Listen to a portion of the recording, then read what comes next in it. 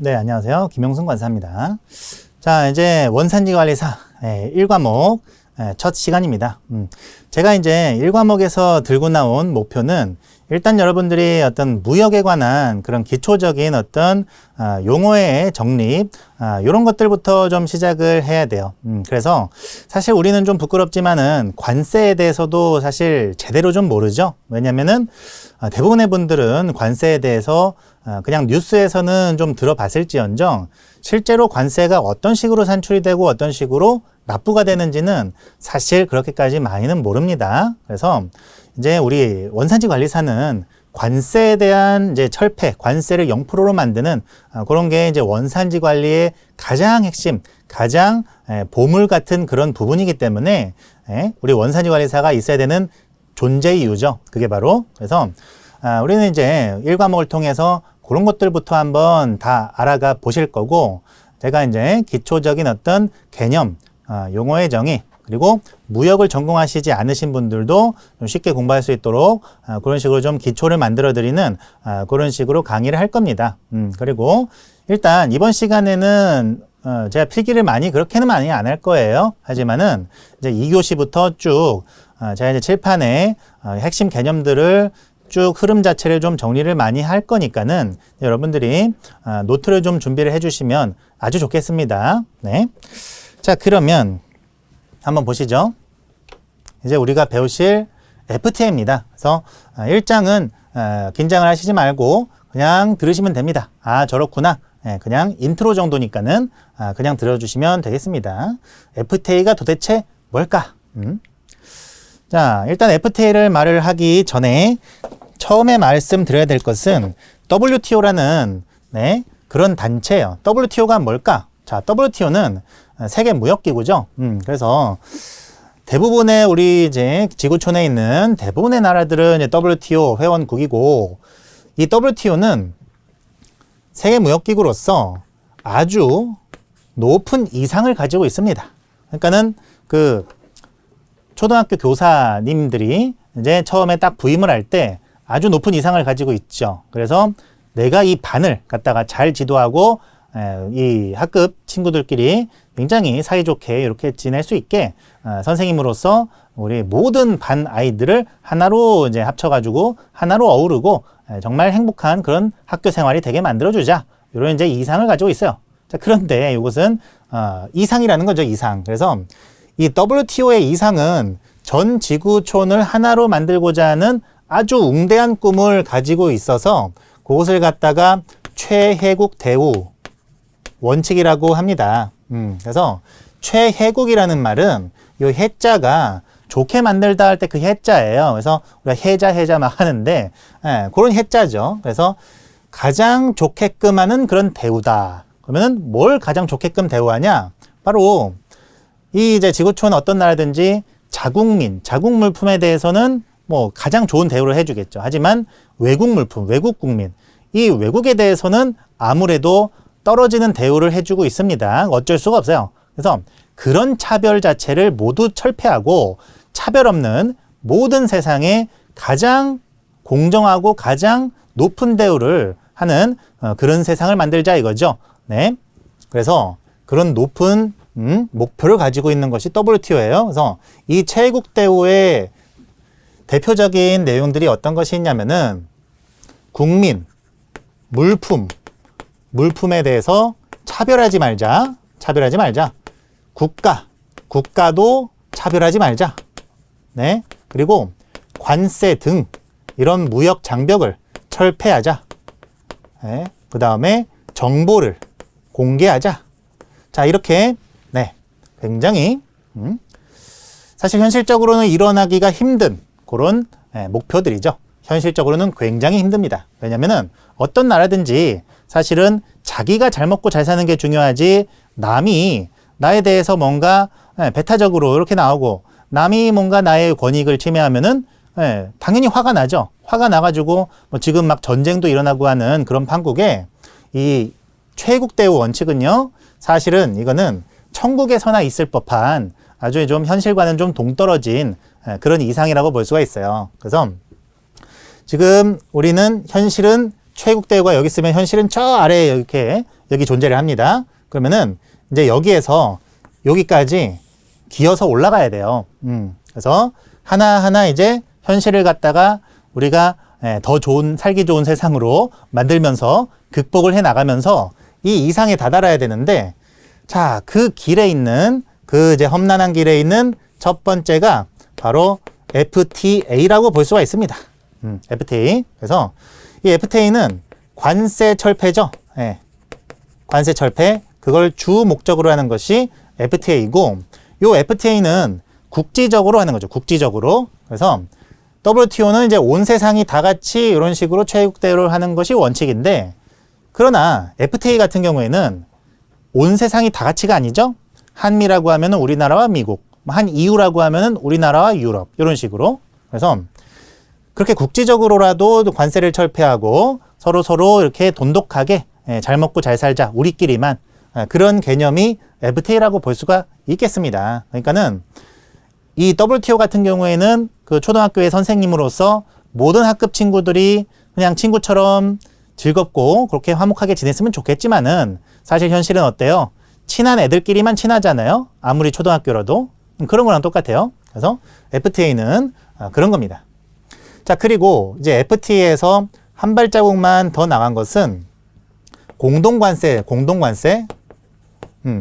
그래서 FTA를 맺은 요 국가 간에는 서로 이제 관세를 서로 이제 철폐하지만은, 공동관세까지 나가게 되면 이 울타리 안에 있는 국가들끼리 외부에 대해서는 공동의 관세율을 채택해서 매기고 있는 겁니다.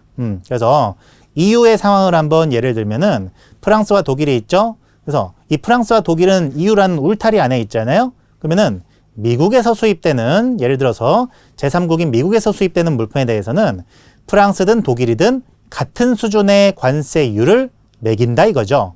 그렇게 되면 그 울타리 밖에 있는 제3자들의 시선에서 볼 때는 이 프랑스와 독일이 한 울타리 안에 이렇게 같이 공동으로 동맹을 맺고 있구나, 관세적으로는 동맹을 맺고 있구나, 이렇게 이제 인식이 되고, 이 유럽이 전 세계적으로 큰 목소리를 낼 수 있게끔 하는 그런 제도가 이제 공동관세죠. 공동관세. 자, 그 다음에 여기서 한 발자국 더 나아가서 발전을 하는 그런 제도는 어떤 서비스라든지 투자라든지 이런 것들의 자유화가 될 거예요. 여기에서는 노동력도 포함이 됩니다. 그래서 이 서비스나 투자를 자유화하게 되면은 EU로 또 예를 들 수 있겠는데, 그 EU 나라 간에는 뭔가 이런 게 자유화가 되어 있어요. 그래서 자, 최근에 영국이 브렉시트 사태를 통해서 이제 EU를 빠져나간 이유도 너무 이런 것들이 자유화가 돼 있다 보니까 이 이민자들, 영국 입장에서는 좀 받아들이기 좀 부담스러워하는 그런 이민자들이 영국으로 대거 막 유입되고, 그 영국민들이 싫어하다 보니까는 그게 이제 브렉시트의 이유 중에 하나가 됐죠. 그래서 그런 예시를 한번 보게 되면 EU는 서비스 투자 자유화, 여기까지는 최소한 같이 나가 있다라고 볼 수가 있겠습니다. 자, 그래서 이것보다 더 발전된 형태가 뭘까요? 그거는 경제 동맹이요. 그래서 경제 정책을 공유하는 그런 사이가 경제 동맹이죠. 그래서 여기까지는 나갔다라고 보는 사람도 있고, EU가 여기까지 나가기에는 조금 그렇지 않느냐.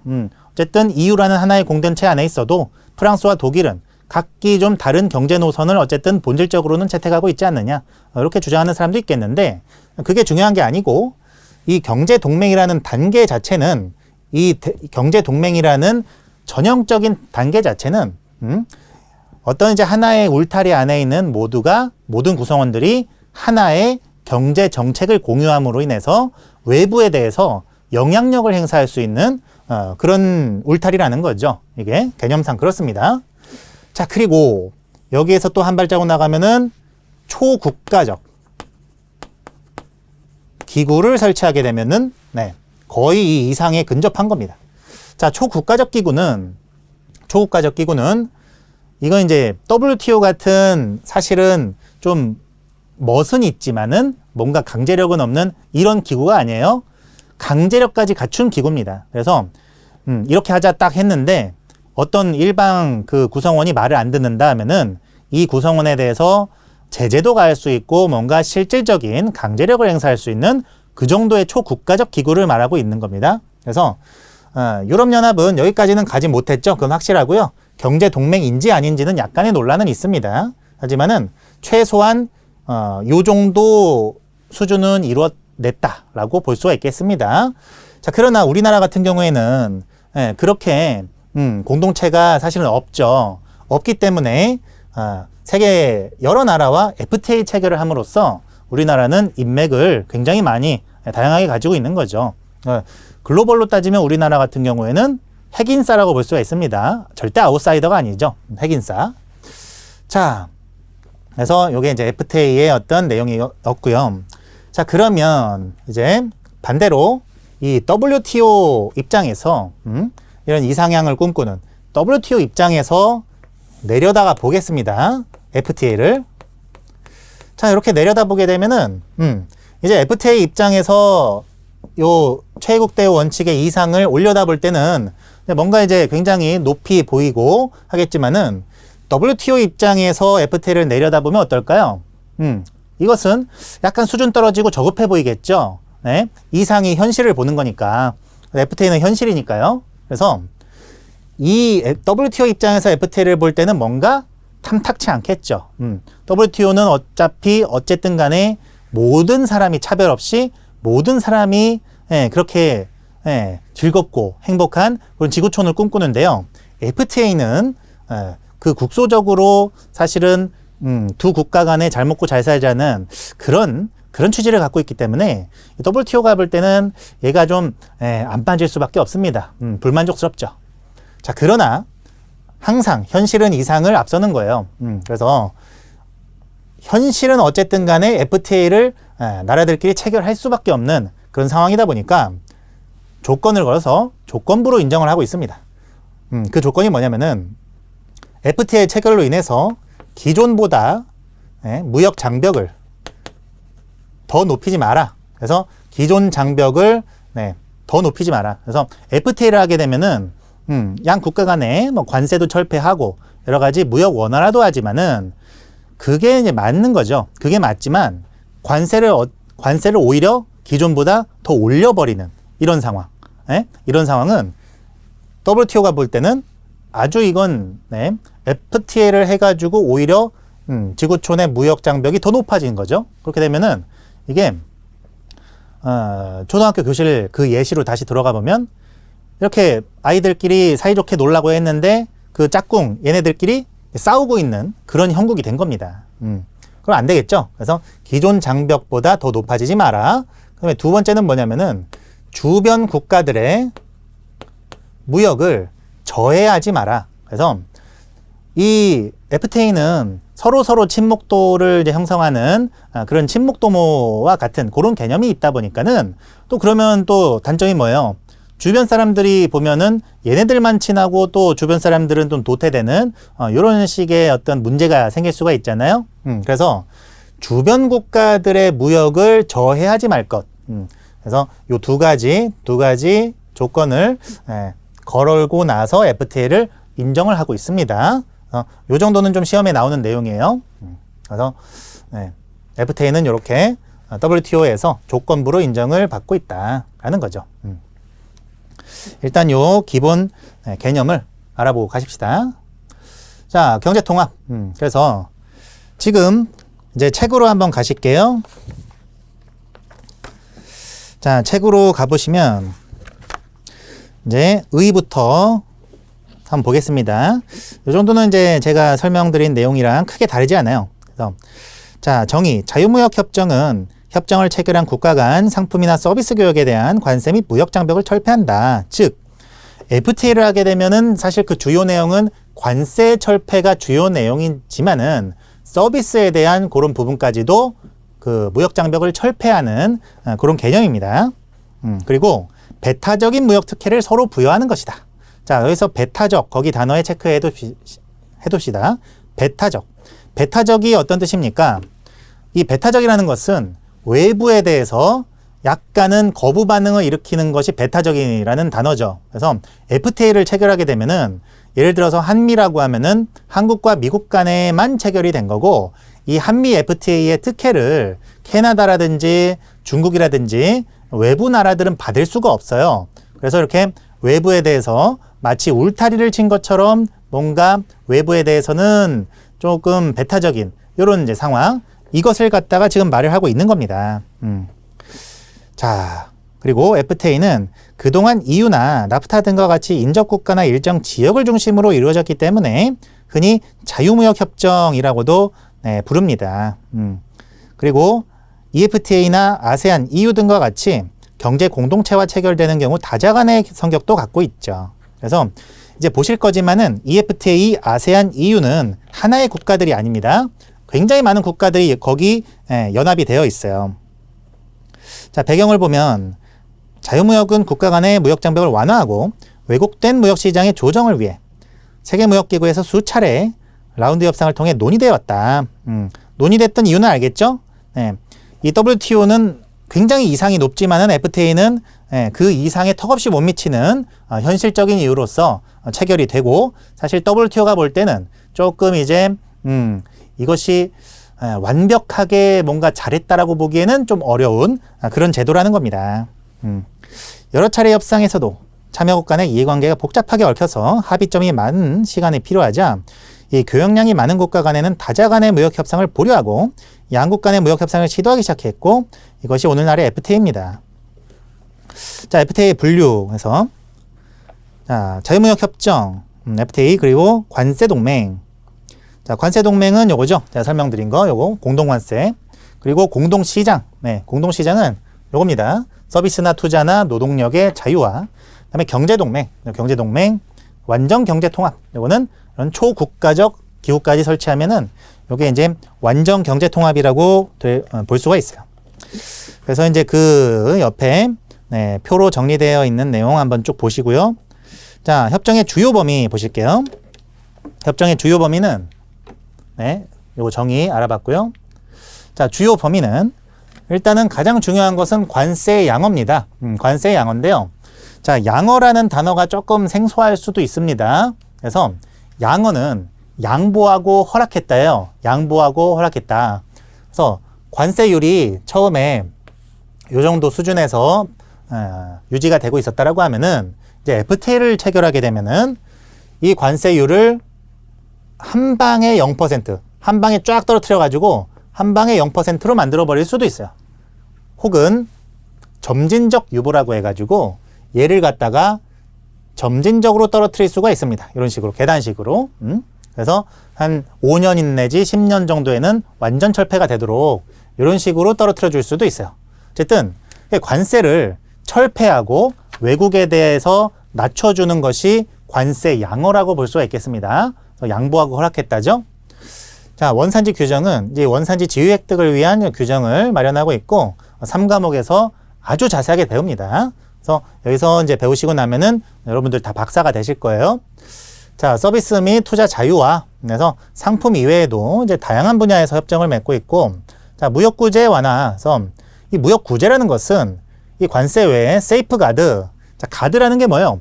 이 가드 올리고, UFC 같은 것도 보면은 가드를 딱 올리고 있잖아요. 그래서 이 국제적인 어떤 무역 상황에서도 한 나라가 외부의 국가에 대해서 관세라든지 혹은 절차라든지 이런 것들로 외국에 대한 물품이나 이런 것들을 좀 방어를 해야 됩니다.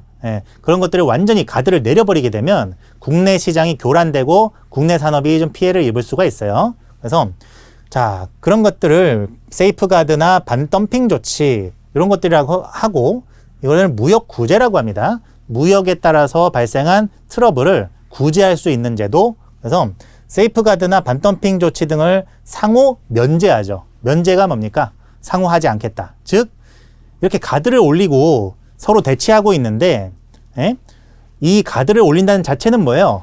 상대방에게 적대적이라는 그런 뜻이 되죠. 그래서 가드 내리고 이렇게 악수를 하면서 서로 이렇게 접근을 하는 것이 FTA다 이거죠. 자, 그래서 세이프가드라는 것은 관세 외에 어떤 이제 검역이라든지 여러 가지 부수적인 절차를 통해서 외국에 대해서 좀 우리나라를 좀 방어하는 이런 게 세이프가드고, 반덤핑 조치란 뭐냐면은 덤핑이 뭐죠? 덤핑은 이제 외국에서 어떤 한 나라에 대해서 물품을 굉장히 엄청나게 저가 물량 공세를 하는 게 덤핑이에요. 저가 물량 공세. 그래서 전 세계적으로는 이제 중국에서 좀 많이 일어나고 있는 그런 거죠. 그래서 왜 저가 물량 공세를 하죠? 그 나라의 산업을 일단은 완전히 파괴시킨 다음에 그 나라의 시장을 완전 장악하고 그 다음에 서서히 가격을 올려버리게 되면 이제 시장은 완전히 그 덤핑하는 그 사람의 것이 돼버리잖아요. 그런 식으로 시장을 장악하려는 목적으로 좀 시장을 교란시키는 그게 덤핑이죠. 그래서 그런 덤핑을 안티죠. 방어하는 그런 게 반덤핑 조치입니다. 자, 분쟁 해결 보시면 당사국 간 분쟁 해결 절차를 또 마련하고 있습니다. 자, 이런 게 이제 FTA의 주요 범위라 할 수가 있어요. 자, 그래서 책으로는 이제 한 장 넘겨보시면 자, WTO와 FTA의 관계가 있습니다. 그래서 제가 WTO 최애국 대우 원칙 말씀드렸죠. 맨 처음에. 그래서 자, WTO는 이 지구촌, 모든 지구촌의 관세나 이런 장벽 제거를 목표로 하고 최혜국 대우 원칙이라는 아주 이상적인 원칙을 두어서 그 차별을 금지하고 있습니다. 그래서 FTA와 같은 양자간 협상은 사실은 WTO 체제에서는 반대되는 입장의 운영 방식이죠. 자, 그러나 예외를 인정하고 있는데 뭐라고 말씀드렸죠? 기존의 무역 장벽보다 더 높은 장벽이 설치되면 안 된다. 그 다음에 그 이외의 국가와의 무역을 저해하면 안 된다. 그런 거죠. 네. 자, WTO의 기본 원칙을 보시면 제가 말씀드린 대로 최혜국 대우와 내국민 대우, 요거는 자국민 또는 물품에 부여하는 혜택과 동일한 혜택을 외국인 또는 외국 물품에 부여해야 된다. 내국민 대우. 시장 접근성 보장해라. 투명하게 해라. 자료를 공개해라. 사실상은 조금 현실적으로는 달성되기 힘든 원칙이긴 합니다. 누가 이 외국이라는 그 생판 모르는 사람이랑 교육을 하는데 누가 자신의 모든 정보를 다 노출을 하고 누가 상대방을 우리 자국민처럼 대하겠어요. 그거는 사실상 우리 인간의 어떤 파괴적인 본성, 우리 인간의 내재된 공격성 자체가 완전 뿌리 뽑혀서 사라지지 않는 이상은 불가능한 그런 기본 원칙이라고 볼 수가 있겠네요. 자, FTA 효과 보시면은 이제 무역 창출 효과가 되죠. 당연한 거죠. 관세 장벽 등을 다 없앴기 때문에 양 국가 간에 FTA를 체결한 국가 간에는 무역이 창출됩니다. 자, 그리고 제조시장 활성화 효과가 있습니다. 제조시장 활성화. 그래서 FTA를 체결하는 목적은 이 낮은 가격, 그러니까 물품을 수입하면서 관세를 철폐했기 때문에 낮은, 세금이 없는 낮은 가격으로 물품을 수입하려는 것이 절대로 아닙니다. 자, 수출을 목적으로 하는 거예요, FTA는. 그래서 우리나라 입장에서 생각을 해보면 간단한 문제죠. 우리나라 같은 경우에는 제조 산업으로 엄청난 국제적인 부를 쌓은 나라고 우리나라 같은 경우 이 제조 산업을 통해서 많은 국가, 특히 미국, 그래서 이런 전 세계적인 나라들의 주로 자동차 혹은 섬유 제품, 전자기기, 최근엔 반도체 이런 식의 산업을 굉장히 많이 발달시켜가지고 외화를 벌어들이고 제조업을 활성화시켜서 우리나라의 경제 발전을 했어요. 그래서 우리나라는 사실 FTA를 체결하기만 하면은 사실 웬만하면 좋거든요. 어떤 나라든 간에, 어떤 나라하고 FTA를 하든 간에. 그래서 우리나라 같은 경우는 많은 수출을 하기 위해서 FTA를 체결을 하는 것이고, 수출이 많이 되는 이유는 뭡니까? 우리나라 입장에서도 수입 물품에 대해서 관세를 철폐하지만 외국 입장에서도, 미국 입장에서도 우리나라에서 수출되는 물품에 대해서 관세를 철폐를 해줘야 되는 거죠. 그래서 우리나라 수출업자 입장에서는 우리가 수출을 했을 때 미국에서 더 싸게 이 물품을 수입을 할 수 있고, 그것은 수출 경쟁력으로 이어져서 수출에 굉장히 유리해집니다. 그래서 하는 거죠. 자, 그 다음 투자 증대 효과. 투자 증대. 그래서 시장이 열리다 보니까는 또 이제 투자가 활성화되고 신규 시장으로의 진입을 시도할 수 있는 기회가 창출된다. 그런 거죠.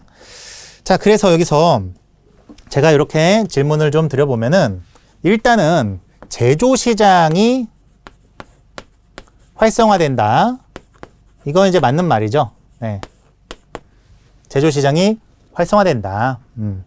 자, 그런데 국내 산업이 보호되더라.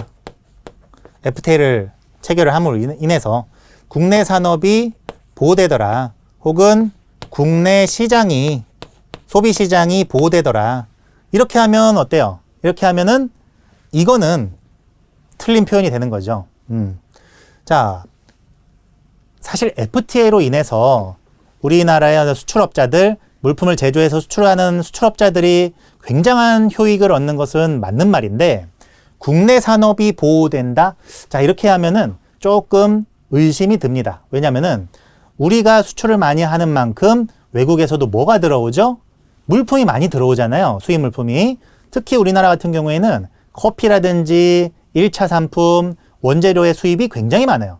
자, 이런 상품들의 특징이 뭐냐면은 우리나라의 아주 기초적인 농수산물, 이런 것들을 이제 재배하는 우리나라의 농림축산수산 업계를 파괴할 수 있는 위험이 있습니다. 예, 그런 위험은 상조하는 거예요. 그래서 국내 시장이라든지 국내 산업을 보호하는 효과가 FTA로 인해서 생긴다더라? 이러면은 맞지 않는 말입니다. 예, 국내 산업이나 국내 시장은 조금 위험할 수가 있죠. 그래서 사실 FTA는 우리가 100% 이득만 보는 장사는 아니에요. 그래서 우리도 어느 정도 리스크를 감수하고 이제 외국이랑 체결하는 그런 제도라 이거죠. 그래서 요거 정도는 여러분들이 지금 챙겨 가시고요. 자, 그래서 지금 우리나라의 FTA 추진 현황을 보시면, 자, 발효된 FTA가 있습니다. 발효란 국회의 동의를 얻어서 법적 효력까지 생긴 거예요. 그래서 FTA를 협상하거나 서명하는 단계에서는 아직 그런 법적 효력이 생기진 않았으나 발효가 되면 게임 오버가 된 겁니다. 자, 그러면 한번 보시면 이제 칠레부터 쭉 있는데, 칠레는 이제 가장 먼저 이제 생긴 FTA고요. 자, 중요한 거 아세안입니다. 아세안. 아세안 10개국이 있어서 이 동남아시아권 국가들이죠. 그래서 동남아시아권 국가들 거대 경제권과 체결한 최초의 FTA라고 합니다. 그래서 아세안은 하나의 국가랑 체결한 게 아니죠. 10개국이랑 동시에 체결이 된 거죠. 자, 그 다음에 쭉 내려가서 EU 같은 경우도 굉장히 중요하죠. 거대 선진 경제권과 체결한 FTA가 되겠습니다. 자, 그 다음에 미국, 한미 FTA도 굉장히 중요하죠. 이것도 챙겨둘 만하고요. 자, 그다음에 튀르키예는 터키인데, 터키가 이제 국가명이 바뀌었죠. 자, 일단 쭉 내려와서 베트남 보실게요. 베트남. 자, 베트남은 기존에 아세안 FTA의 그 회원국이었습니다. 그래서 아세안 FTA랑 우리가 이제 그 FTA를 맺어서 베트남과 교역을 이미 하고 있었어요. 자, 그런데 지금 한 베트남이 또 나중에 체결이 되면서 이게 한 베트남도 나중에 생겨버렸습니다. 그게 이제 어떤 뜻이냐면은, 아세안 FTA를, 그러니까 베트남과 우리가 교역을 할 때 아세안 FTA의 내용으로 특혜를 볼 수도 있고, 혹은 우리 한 베트남의 내용으로 특혜를 볼 수도 있어요. 중복 적용은 안 되죠. 하지만은 둘 중에 유리한 거를 선택해서 쓸 수가 있다. 이런 뜻이에요. 그러니까 어떤 물품에 대해서 한 아세안 FTA는 2% 관세율을 주고 있고, 한 베트남 FTA에서는 0% 관세율을 주고 있다. 그러면은 한 베트남을 적용하는 것이 유리하죠. 그때는 한 베트남을 적용을 해서 FTA를 하는 거죠. 그런 식으로 합니다. 자, 그 다음에 영국은 EU에 속해 있다가 브렉시트 이후에 한영 FTA로 이렇게 분리가 됐어요. 그래서 한 EU FTA 내용과 한영 FTA 내용은 거의 대동소이합니다.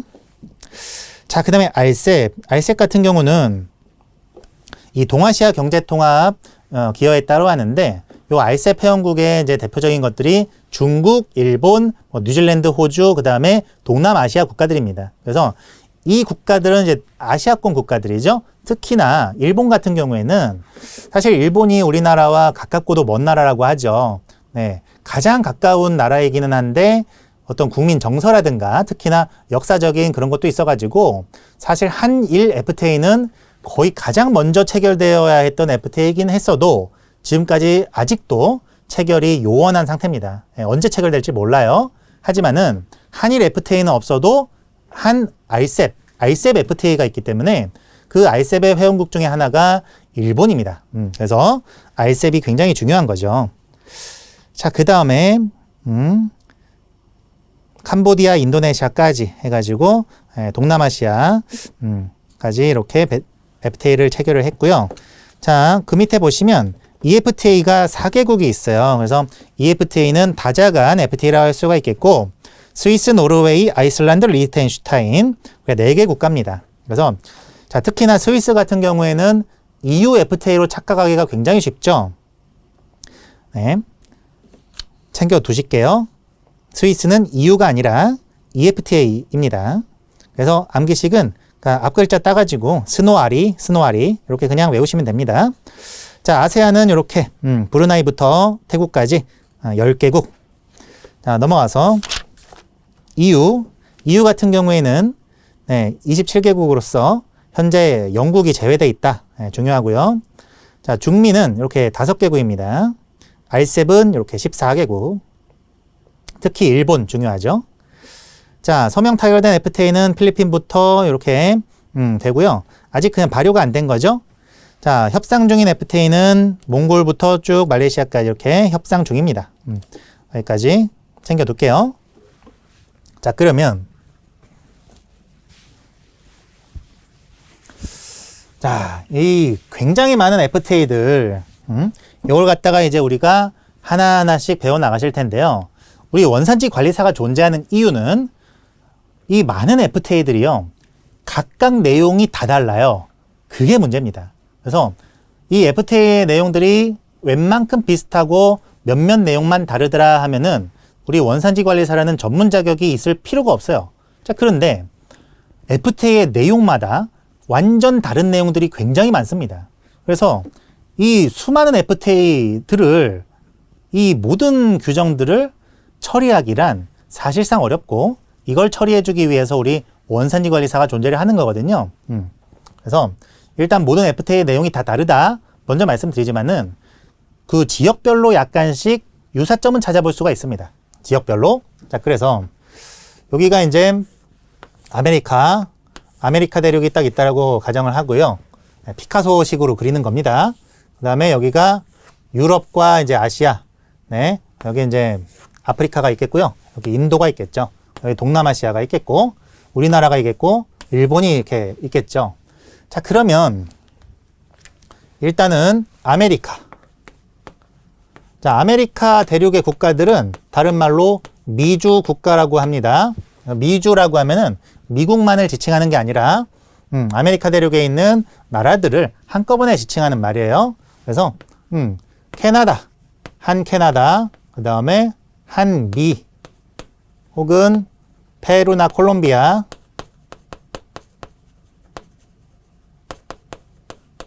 칠레, 이런 나라들이 대표적이라고 할 수가 있습니다. 자, 그 다음 아시아, 유럽. 자, 유럽 같은 경우에는 EU, EFTA, 요 정도의 이제 이스라엘, 터키, 터키, 요 정도가 이제 대표적으로 유럽 국가라고 할 수가 있겠네요. 자, 그 다음에 아시아. 아시아 같은 경우는 이제 한국이 있고, 중국, 그 다음에 이제 여기 아세안, 인도, 네, 이쪽에 이제 호주, 뉴질랜드, 대표적으로 아시아권 국가들이라고 할 수가 있겠습니다. 자, 이렇게 보면은 이런 국가들끼리 내용이 상당히 유사한 데가 많아요. 특히나 유럽 국가들, 얘네들은 굉장히 비슷한 규정들이 굉장히 많습니다. 상호 호환이. 그래서 이런 아메리카, 유럽, 아시아, 네, 이렇게 나눠가지고 여러분들이 이제 FTA를 접할 때, 제가 따로 말씀을 안 드려도, 조금 우리 개념상 이렇게 묶어가지고 이해를 하는 것이 좀 필요하고요. 그 다음에 지금 여기서 이제 말씀드린 내용은, 자, EU입니다. EU. 요거. 얘가 굉장히 중요해요. 자, 예를 들어서 아세안이라고 하면은 한 아세안은 우리 한국이 있고 아세안 국가가 이제 쭉 있죠. 그러면은 각각 이렇게 무역을 하는 걸로 이렇게 간주가 됩니다. 오로지 한국과 아세안 체결된 한아세안의 내용만을 공유하고 있을 뿐이에요. 자, 그런데 한 EU 같은 경우에는 우리 한국이 있으면은 EU가 하나의 거대한 덩어리로서 취급이 되죠. 마치 트랜스포머 보시면은 이 이제 각각의 이제 구성 요소들이 따로 이제 막 돌아다니더라도 얘네가 딱 합체를 하고 나면은 인격이 딱 하나가 나오잖아요. 그래서 엄청 거대한 슈퍼 빌런이 탄생하거나 하잖아요. 자, 그런 식으로 EU 같은 경우에는 요 EU를 구성하고 있는 프랑스, 독일 이런 나라들이 모여가지고 하나의 EU라는 공동체를 형성을 한 걸로 취급을 합니다. 그래서 한국은 프랑스, 독일과 따로따로 이렇게 무역을 하는 개념이 아니고 EU라는 이 하나의 공동체와 무역을 하는 이런 개념이 돼요. 자, 이게 얼마나 중요하냐면 나중에 우리가 직접 운송 원칙에 대해서 배우게 됩니다. 직접 운송 원칙은 이 수출국에서 우리나라로 한 방의 물건이 이렇게 와야 된다는 이런 개념이죠. 자, 그런데 아세안 같은 경우에는 이것이 각각 나라가 개별적이다 보니까는 이 나라에서 수출할 때 저 나라를 거쳤다가 이렇게 우리나라로 들어오게 되면은 원칙적으로 인정을 안 해줍니다. 뭐 직접 운송 원칙이 예외도 있지만은 원칙적으로 이거 인정 안 되는 거예요. 자, 그런데 EU를 보세요. EU를 보면은 만약 예를 들어서 프랑스에서 생산된 물품이 독일을 거쳤다가 우리나라로 들어온다라고 해도 전혀 문제될 게 없죠.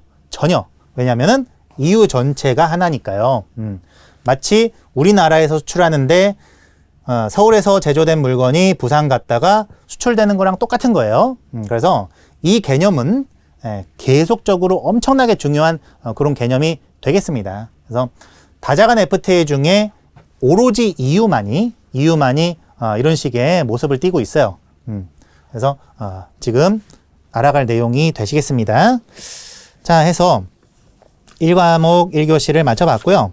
이제 저는 다음 시간부터 본격적으로 내용을 진행하도록 하겠습니다. 네, 감사합니다.